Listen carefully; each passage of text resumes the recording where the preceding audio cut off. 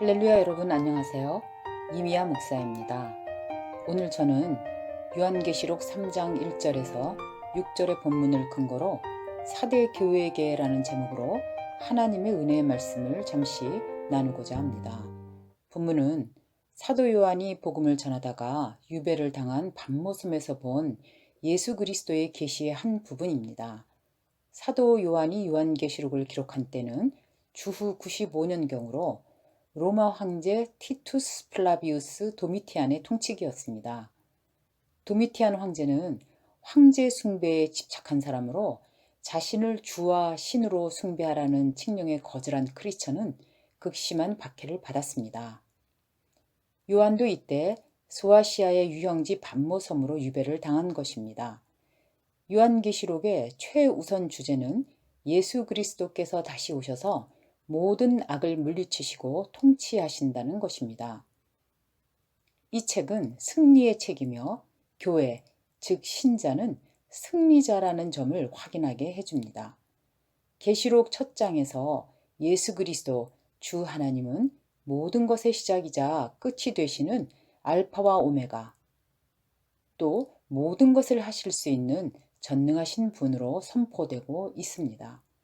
요한계시록은 예수 그리스도의 영광과 위대함을 현시하고 있습니다. 요한은 이 예언의 말씀을 소아시아의 7지역의 교회, 즉 에베소, 서머나, 버가모, 두아디라, 사데, 빌라델비아, 라오디게아 교회에 보내어 여러 모양으로 박해와 곤란을 겪는 신자들을 격려하고 나아가 자신들의 삶을 돌아보고 바르게 하도록 권면하고자 하였습니다. 특별히 각각의 7교회에 주어진 특별한 메시지는 2장과 3장에 기록되어 있습니다. 어떤 이는 7교회를 교회 역사의 파노라마로 보기도 합니다. 예를 들어 사도시대의 교회는 에베소 교회라 보고 마지막 라오디게아 교회는 20세기 종말 시대의 교회로 보는 것입니다. 물론 교회 시대에 다양한 단계를 예시하는 것일 수도 있지만 주요한 것은 교회의 머리 대신 예수 그리스도께서 각각의 교회가 어떻게 가고 있는지를 다 알고 계시며 예수 그리스도와의 관계가 교회의 생명과 사역을 결정한다는 점을 상기시켜주고 있습니다. 예수님께서는 7교회에 각각 자신을 계시하시며 칭찬과 경책 그리고 권면의 말씀을 주셨습니다. 본문은 사대교회에 주시는 주님의 경책과 권면의 말씀입니다. 사대교회에 대한 주님의 모습은 7영과 7뼈를 가지신 분이십니다. 이는 모든 생명으로 충만하시고 자신의 메신저들을 주장하시는 분임을 보여주는 것입니다. 이상하게도 사대교회에는 칭찬이 없습니다. 주님은 사대교회를 향하여 단지 이름만 살아있지 죽은 자라고 말씀하십니다. 왜 사대교회는 죽은 자가 된 것일까요?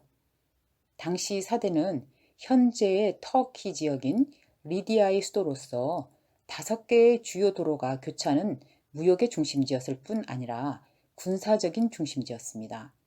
사대의 성체는 난공불락의 높은 고원에 위치해 있었습니다. 염직공업, 양털 염색업으로 유명한 이 도시는 사치와 부가 넘치는 곳이었습니다. 한마디로 돈도 많고 안전해서 사람들은 부도덕하고 안일한 삶을 살고 있었고요. 이 같은 풍조는 교회에도 침투해 있었다는 것이죠. 사대의 주요 종교는 자연숭배교의 일종인 죽음과 생명을 관장하는 여신 아르테미스를 숭배하고 있었습니다. 원래 사대교회는 요한의 전도로 세워졌다고 역사가들은 말하는데 주 2세기경 유명한 변증가이자 주석가인 멜리토가 감독으로 사역하면서 명성을 떨치게 되었습니다. 사대교회는 과거의 명성을 붙잡고 있었지만 당시의 현재는 생명력을 상실한 영적으로 거의 죽은 것이나 방불한 상태였습니다. 사대교회는 7교회 중에서 이단의 특별한 위협도 없었고 외부적 핍박도 거의 없었습니다. 그 이유는 사탄이 주목하고 박해할 이유가 없을 정도로 잠을 자고 있었기 때문이죠. 세상 풍조와 타협하고 복음 증거에 대한 열심도 없이 세속사회와 별 구분이 안 가는 신앙생활을 하고 있었기 때문입니다. 주님께서는 그런 사대 교회에 깨어나라, 일어나라고 권면하셨습니다. 그리고 회개하지 않으면 주님의 심판이 예기치 못한 때에 갑자기 일어날 것이다 라고 경고하셨습니다. 그러나 예수님은 분명한 희망을 주십니다. 사대 교회에 옷을 더럽히지 않은 사람이 남아있다고 하시면서 이들은 주님과 함께 흰옷을 입고 주님과 함께 다닐 것이라 말씀하십니다. 그들의 이름이 생명책에서 결코 지워지지 않는다고 확언해 주십니다. 이분들은 세속에 타협하지 않고 안일함 속에서 안주하지 않고 주님을 바라보고 성결함을 지키는 사람들이었습니다. 오늘 우리는 본문을 통해 과연 나 자신의 영적 상태는 어떠한지를 질문해 봐야겠습니다. 세상 풍조에 타협하고 복음에 대한 열정이 식어 있는 것은 아닌지, 별다른 일 없이 평탄하게 신앙생활하고 있으니 이 정도면 아무 문제 없다고 안주하고 있지는 않은지를 질문해 봐야겠습니다. 만일 그렇다면 새로운 신앙의 부흥이 필요한 시점일 것입니다. 여러분 모두가 성령의 충만함을 입고 날마다 새로운 신앙의 부흥이 일어나 주님과 교제하며 동행하시기를 예수님의 이름으로 축원합니다.